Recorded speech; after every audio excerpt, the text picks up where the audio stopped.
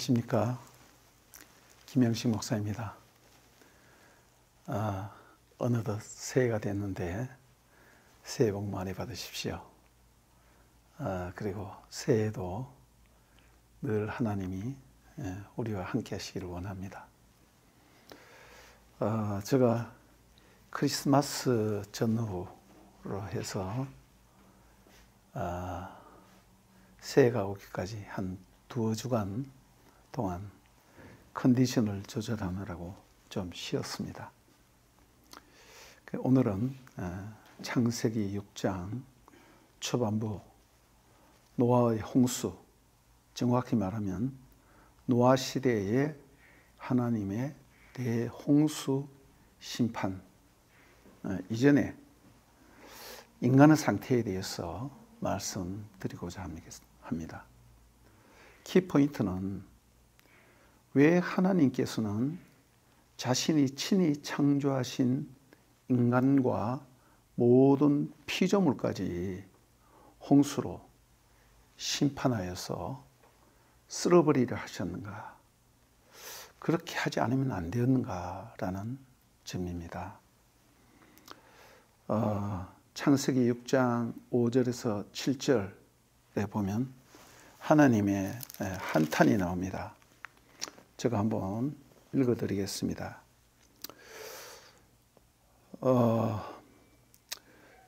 여호와께서 사람의 죄악이 세상에 가득함과 그의 마음으로 생각하는 모든 계획이 항상 악한 뿐임을 보시고 땅 위에 사람 지으셨음을 한탄하사 마음에 근심하시고 이르시되 내가 창조한 사람을 내가 지면에서 쓸어버리되 사람으로부터 가축과 기는 것과 공중의 새까지 그리하리라 하니 이는 내가 그것을 지었음을 한탄함이니라 하시니라. 하나님이 한탄을 하신다. 전지전능하신 하나님이 한탄한다는 것이 우리 마음에 와 닿지 않죠. 이 하나님이 한탄한다는 이 나함이라는 말인데 슬퍼하다, 후회하다, 분노하고 안타까이 여기다 그런 의미들이 있습니다. 이것은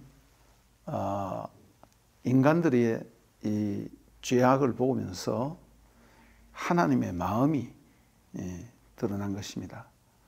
이거 하나님을 인격화시켜서 이걸 하나님의 마음을 의인화시켜서 인간적인 언어로 표현을 하는 것입니다. 이것을 안드로포몰피즘이라고 하는데 하나님이 얼마나 슬퍼하며 근심하며 분노하며 가슴 아파하였는가라는 것을 인간의 언어로 표현하는 거죠. 이 노아라는 말과 한탄한다는 말이 비슷해서 워드플레이, 언어 유희로 작용하고 있습니다. 노아, 나함 비슷하죠. 이 부분에 대해서 제가 저 개인의 사역을 좀 해보겠습니다.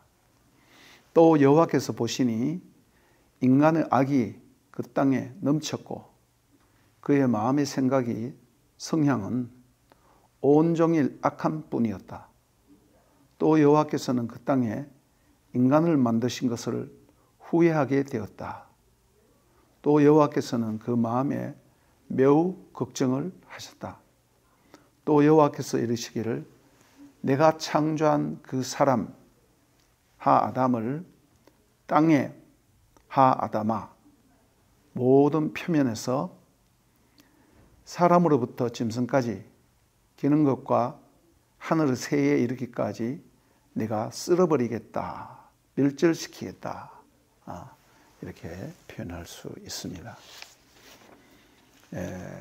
6장 초반부에 보면 주석상에 해석상에 어렵고 논쟁이 많은 부분이 나타나는 난내 구절이 있습니다. 먼저 하나님의 아들들, 베니 엘로힘, 그 다음 또 사람의 딸들, 베노트 하아담 이라는 말이 나오는데, 하나님의 아들들과 사람의 딸들에 대해서 이 하나님의 아들들과 사람의 딸들은 누구인가? 한 가지 분명한 것은 창세기를 처음 기록하였을 때 첫 번째 독자들은 이 말의 의미를 아는데 전혀 문제가 없었을 것입니다. 만약에 문제가 있었다면 모세가 가로를 쳐서 그것을 이런 뜻이다 라고 설명을 했겠죠. 그러니까 그 당시의 사람들은 이 말을 하면 이게 무슨 뜻인지 다 알아들었다는 것입니다. 그러나 그 이후의 세대와 오늘날 우리들은 이 하나님의 아들들 혹은 사람의 딸들이 뜻이 무엇이며 도대체 누구를 지칭하는가라는 의문이 있습니다. 크게 세 가지 정도의 해석이 있습니다. 자세히 들어가면 또 한 네 가지 정도 되는데 저는 또 시간이 없으니까 간단하게 한번 짚어보겠습니다. 제일 먼저 하나님의 아들들은 천사들이다. 사람의 딸들은 그 인간의 딸들을 얘기한다는 거죠. 그리고 네피림은 그의 천사들과 사람의 딸들 사이에 난 그 후손들이라는 것입니다. 그런데 이 해석은 우리가 볼 때는 말도 안 되는 소리 같지만은 고대로부터 많은 번역들이 그것을 지지하고 3세기 초까지 동방 기독교와 라틴 서방 기독교 또 암브로시우스와 또 많은 유대 묵시문학자들 이런 사람들이 이것을 지지했어요. 70인경에도 보면 호이 앙겔로이 투데우 하나님의 천사들 이렇게 표현했어요. 그러나 이 표현이 호이 히오이 투데우 하나님의 아들들이라는 말을 앙겔로이 히오이라는 말 아들인데 앙겔로이 천사라고 바꾸었다고 이렇게 또 본문의 내용이 달라서 이게 본문 비평의 문제인데 그걸 또 얘기하고 있는 것이 있습니다. 구약 성경의 욥기 1장 6절에 보면 하늘에 천상회의가 있는데 하나님이 있고 어전회의를 하죠. 하나님의 아들들이 있고 거기에 사단도 업적으로 참석을 하는 것을 볼 수 있습니다. 그 다음 욥기 2장 1절에도 마찬가지로 하나님의 어전회의가 있는데 하나님의 아들들이 서 있고 또 사단도 거기 있는 그런 장면이 나옵니다. 그리고 또 욥기 후반부에 38장 17절에 보면 질문식으로 너희가 하늘의 별들이 창조될 때 그것을 알았느냐, 또 하나님의 아들들이 뭐 찬양하며 노래했다, 이렇게 대칭적으로 이렇게 나오는 부분이 있습니다. 그리고 하나님의 아들들이라는 직접적인 말은 없지만 우리가 잘 아는 열왕기상 22장 19절에서 22절을 보면 아방을 죽이기 위해서 하늘에서 어전회의가 열리는 것을 선지자 미가야가 보죠. 그걸 보면서 그 영들이 나오는 것을 보여주고 있습니다. 신약에는 베드로후서 2장 4절과 유다서 6절에 이것을 뭔가 암시하는 직접적인 것은 아닙니다만은 그런 부분이 있습니다. 베드로후서 2장 4절을 보면 하나님이 범죄한 천사들을 용서하지 아니하시고 지옥에 던져 어두운 구덩이에 두어 심판 때까지 지키게 하셨으며, 그러면서 옛 세상을 용서하지 아니하시고 오직 의를 전파하는 노아와 그 7 식구를 보존하고 경건치 아니한 자들의 세상에 홍수를 내리셨으며, 노아 홍수와 관련 지어서 이렇게 얘기를 하고 있습니다. 그 다음 유다서 6절 보면 또 자기 지위를 지키지 아니하고 자기 처소를 떠난 천사들을 큰 날의 심판까지 영원한 결박으로 흑암에 가두셨으며 이렇게 또 표현을 하고 있습니다. 물론 여기서 이제 천사들이라는 것은 타락한 천사, 사단과 그 졸개들을 얘기하는 것이겠죠. 이런 어떤 신약에서 완전하게 콕 집어 얘기를 하고 있지는 않습니다만은 이러한 주장들의 문제점은 천사는 영물인데 어떻게 천사가 사람과 결혼을 하는가라는 그런 문제가 있고, 예수님도 마태복음 22장 30절에 천사들은 결혼도 하지 않는다, 이런 말이 있습니다. 그래서 이것은 이방 신화의 영향이 아닌가 해석을 할 때 그렇게 말하기도 합니다. 예를 들면 그리스 신화에 보면 헤라클레스는 바로 제우스 신과 이제 그렇게 한 그 반인 반신이죠, 그죠? 그다음 또 바빌론 신화에도 이런 그 반인 반신에 대한 그런 얘기들이 있습니다. 그리고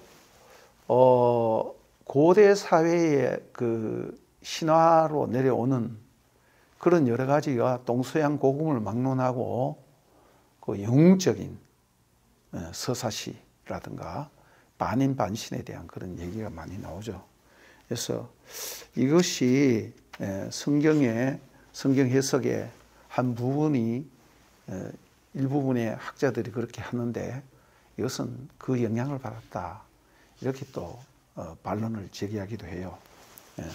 저는 뭐 거기에 대해서는 사실상 자신 있게 얘기할 만큼 연구가 되어 있지 않습니다. 두 번째는 이 하나님의 아들들은 셋 계통의 믿음의 후예들이고 사람의 딸들은 가인 계통의 여인들이다, 이렇게 하는 것입니다. 5장에 보면 셋의 후예들, 아담, 셋, 그 다음 또 쭉 족보가 내려오죠. 그 족보가 완전한 나이 순으로 차례대로 되어 있는 게 아니에요. 중요한 사람들 때로는 건너뛰기도 하고 그렇게 되어 있는데, 또 뭐 어떤 중요한 부분은 건너뛰지 않는 것도 있죠. 이제 그 중에서 거기 나오는 사람들은 그 시대의 대표적인 사람이라든가 아니면 적어도 족장들, 이런 사람들이라고 할 수 있습니다. 아무튼 이 셋 계통의 믿음의 후예들이 가인 계통의 딸들의 미모를 보고 거기에 혹했다는 것입니다. 그래서 결혼을 함으로 말미암아 이게 이제 신앙이 흐려지고 혈통이 섞여 버리는 거죠. 그렇게 됨으로 말미암아 타락했다, 이렇게 주장하고 있습니다. 중세의 어거스틴이나 종교개혁 때의 칼빈이나 루터 같은 사람들이 이런 주장을 했고, 한국 교회의 일반적인 그 해석이 이렇게 가고 있습니다. 가장 무난한 해석이라고 볼 수 있는데, 이 해석에 대해서도 또 여러 가지 비평이 있어요. 너무 자세하게 들어가면 여러분들 오히려 골치 아플 것 같아서 생략을 합니다. 그 다음 세 번째 해석이 있는데, 하나님의 아들들은 당시에 왕들이나 재판관들이나 통치자들, 특별히 전제군주들, 라멕 같은 그런 포악한 사람들, 자기 첩들을 많이 둔 사람들, 그렇게 해석하고 있어요. 고대 사회는 사실상 왕이나 전제군주들은 자신을 대부분 신의 아들이라고 했어요. 그리고 자기가 신의 화신이다, 이런 주장을 거의 100% 다 했어요. 중국의 황제들도 그 신격화시키는 거죠. 그리고 로마 황제들 신이라 했어요. 초대교회 기독교인들이 박해를 받은 이유 중에 하나도 로마 황제가 신인데 황제 말고 다른 신을 왜 섬기느냐, 그렇게 해서 박해를 받았거든요. 그렇게 뭐 현대 사회에서도 사실상 우리 저 북쪽 동네에 신격화 하잖아요. 어버이 수령. 신이란 말만 안 하지. 그 신이죠. 신격화 하는 것입니다. 예. 애굽의 파라오도 자기가 태양신의 아들이라고, 태양신의 화신이라고 이렇게 말하고, 바벨론 왕들도 거기 다니엘서에 보면 전부 다 절하게 하잖아요. 우상을 만들어 놔놓고. 그리고 고대의 그 왕들이라는 것은 대부분의 왕권 하나만 갖고 있는 것이 아니라 제사장적 왕입니다.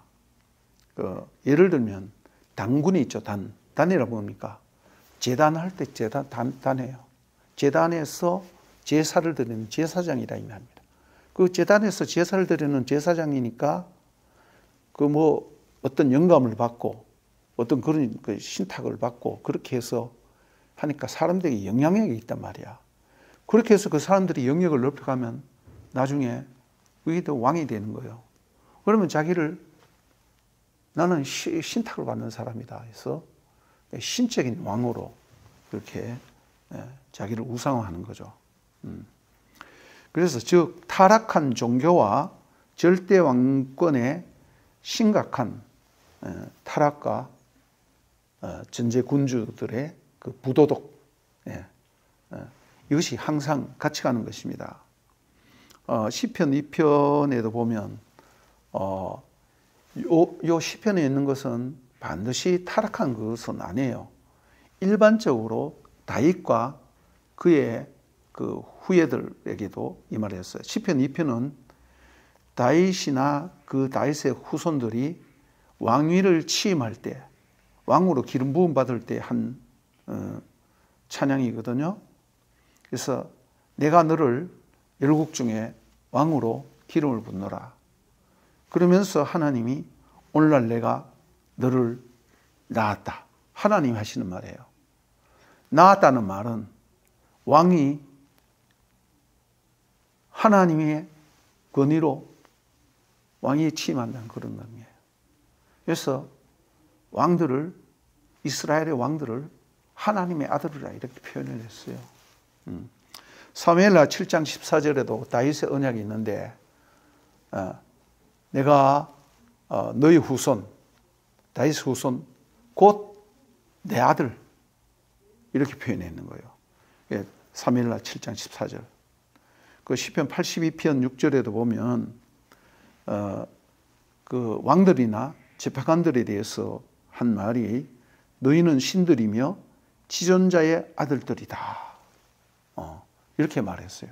그래서 아니 아말티 내가 말한다. 엘로힘 아템 너희들은 엘로힘 신이다. 우변이 엘리온도 하나님의 이름이에요. 지존자의 아들이다 이거죠. 그런 식으로 표현한 부분이 성경에도 나옵니다. 성경이 쓰여진 당시에 고대 사회나 구약에 가끔씩 나타나는 이 표현들은 인간 왕, 이 전제군주들, 왕이라는 건 절대자죠. 오늘 요즘 대통령도 거의 그렇잖아요. 뭐 푸틴 같은 사람들은, 시진핑 같은 사람들은 절대자잖아요. 절대자 거의. 그 누가 입도 뻥긋 못하는 거예요. 이 절대자들이 또 왕이자 제사장이니까 뭐 그 권력이 너무나 세죠. 그래서 신격화하는 거예요. 그래서 신의 아들이라. 그래서 이것이 뭐와 하나가 되냐면 타락한 종교. 왜? 제사장이니까. 타락한 종교와 권력이 하나가 되어서 왕권과 제사장권이 하나로 되어서 절대화되는데 그렇게 되면 필히 부패하고 타락합니다.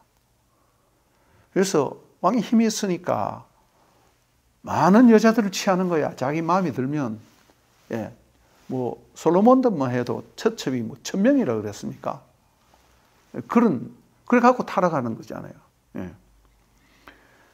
이런 현상을 표현하는 말이다라는 것입니다. 그렇게 되면 인간들이 막장까지 가는 거예요. 그래서 오늘날에 이제 교육도 거기 포함되죠. 교육이 무너지고 종교가 무너지면 사회는 무너지는 거예요. 교육과 종교와 도덕이 무너지면 사회가 무너지는 것입니다. 그래서 우리 사회가 심각한 위기를 겪고 있는 것입니다. 네. 그래서 여기저기에 어떤 그런 불미스러운 얘기가 많이 나오잖아요. 그래서 부패한 종교와 권력이 하나가 되었을 때 이 권력이 부패하고 타락하면 이런 현상이 있다는 것입니다. 뒤에 가서 또 설명이 또 있을 거예요. 네. 그리고 여기에는 반드시 악한 영의 역사가 있는 거예요. 네. 그냥 타락하지 않아요. 항상 정치적인 어떤 그런 권력이라든가 종교적인 어떤 것 뒤에는 하나님의 성령의 역사든가 아니면 악한 영이 역사하게 되어 있습니다. 예. 그래서 신적인 역사인 거죠. 그것을 표현하는 것이다. 이렇게 말씀하고 있기도 합니다. 그리고 그 당시 사회의 사제를 보면 당시에 땅에는 네피림이 있었고, 네피림이란 말이 이제 복수인데, 네, 그 네피림이란 말 자체가 복수입니다. 여기 단수는 나팔이에요. 나팔. 나팔의 이 동사는 던지다, 떨어지다, 타락하다 그런 뜻이에요. 그리고 네피림이란 말은 타락한 자들이라 그런 뜻이에요. 그런 뜻이 여기 포함되어 있어요. 그 다음 또 용사들 있잖아요. 용사들. 하기뽀림, 하네피림, 하기뽀림. 여기 정관사를 딱딱 넣어놨어요. 그런데 이들은 또한 깃보림이라는 건 용사라는 뜻인데 좋게 쓰일 때는 사무엘상 23장 8절 같은 데는 다윗의 용사들을 하면서 다윗의 용사들이 그 이름을 이렇게 적어놓는 그런 부분이 있습니다. 이건 좀 좋은 의미로 쓰이는 거죠. 나쁘게 쓰일 때는 창세기 10장 8절 이런 데 보면 nimrod은 하나님 앞에 첫 용사라. 그리고 그 사람은 특이한 사냥꾼이다. 이렇게 했는데 사냥꾼이 하니까 뭐 활 들고 뭐 짐승 잡고 그런 걸로 생각하는데 여러분 자세히 보세요. 거기 이 니므롯이 첫 번째 제국을 형성하는 사람이에요. 전쟁의 신이란 그런 뜻이에요. 그러니까 이들에게는 굉장한 포악한 그것이 있고 힘이 센 자요. 힘이 신이라는 그런 의미가 있는 사람입니다. 그래서 여기 보면 이름 있는 명성이 있는 사람들이라 명성이 있는 사람들이란 말이 나와요. 예. 이름의 사람들 문자 그대로 하면 이름의 사람들이라는 뜻입니다. 예. 자기 이름이 유명해지는 거죠. 여러분 이름이 유명해지는 것이 성경에 자주 나옵니다. 창세기 11장 4절에도 보면 바벨탑 쌓을 때 우리 이름을 내자. 예. 사람들을 자기 이름 내려고 하는 거예요. 창세기 12장 2절에 보면 하나님이 아브라함을 불렀을 때 내가 너의 이름을 창대케 하고 이렇게 나오는 거예요. 예. 예. 정반대되는 개념이 나오죠. 이렇게 당시 사회와 그 결과와 그 풍토가 사회의 어떤 공기가 그렇다는 것입니다. 3절에 보면 여호와께서 이르시되 나의 영이 영원히 사람과 함께 하지 아니하리니 이는 그들이 육신이 됨이라. 그러나 그들의 날은 120년이 되리라 하시니라. 나의 영이 가능한 한 그 히브리어를 좀 덜 쓰겠습니다. 로 야돈, 그 야돈이란 말이에요. 로라는 것은 뭐뭐 하지 않는다, 뭐뭐 하지 말라 그럴 때 쓰는 말인데 로 야돈, 야돈이란 말이 이것이 성경에 구약 성경에 단 한 번 나오는 단어예요. 그래서 전문적인 용어로 하팍스 레고메나라는 그런 말을 씁니다.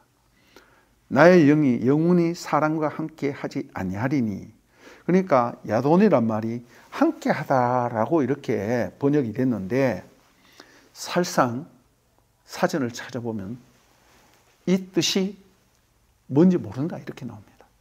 예. 함께 하다 이렇게 했지만 자 저와 여러분이 쓰는 이 한글이 있어요. 한글이 있는데 요즘 한글은 뭐 이렇게 외래어도 많죠. 그죠? 근데 한 200년이나 300년 전에 쓰는 고어가 있다. 아니면 훈민정음, 그 이전에 고려시대 쓰던 용어가 있다. 그런데 문서에 딱 한 번만 나오는 거야. 그러면 이 말이 정확하게 무슨 뜻인지 잘 모르는 때가 있는 거예요. 그럼 어떻게 합니까? 그 반개의 언어를 조사를 하는 것입니다. 아, 일본어에 이런 비슷한 발음이 있는가? 또 만주어에 이런 발음이 있는가? 몽골어에 이런 발음이 있는가? 중국어는 남반계통이니까 좀 다. 그래도 뭐 중국어에 이런 발음이 있는가? 그렇게 해서 이것저것 많은 것을 연구합니다. 여기에 대해서 굉장히 많은 말이 많아요. 그래서 제가 그것을 다 소개할 수는 없고, 예. 함께 하다는 이런 말은 또 다른 말로 다투지 아니하다 그런 의미가 있어요. 그들은 육체니 나의 영이 항상 사람과 다툴 것이 아니다. 하나님이 다투지 아니하리니 그들은 육체가 되기 때문이다. 그 육체가 뭡니까? 바살이란 말인데 하나님을 거역하고 받아들이지 않는 그런 인간을 얘기할 때 이런 말을 쓰기도 했어요. 그래서 여러분들 마음속에 하나님을 받아들이지 않고 하나님께 거역한다. 그래서 하나님의 영이 그 마음속에 거할 곳이 없는 거야. 아니면 여러분들 로마서 7장이나 이런 데 보면 여러분 예수 믿고 구원받으면 어떻게 돼요? 평안하고 기쁘고 좋죠. 그러나 한참 살다 보면 여러분들 죄를 조금만 지어도 양심의 가책이 된단 말이야. 그건 뭡니까? 내 안에 성령님이 내 양심과 다투는 거야. 성령이 나로 하여금 죄지면 안 된다고 죄책감을 생기게 하는 거야. 이게 다툼이야. 그래서 하나님이 이제는 인간과 이렇게 영적으로 어떤 스트러글링, 그런 어떤 것이 있도록 하지 않고 그거 하지 않겠다는 거예요. 다투지 않겠다는 것이에요. 예. 한마디로 이제 하나님이 손 놨다는 뜻입니다.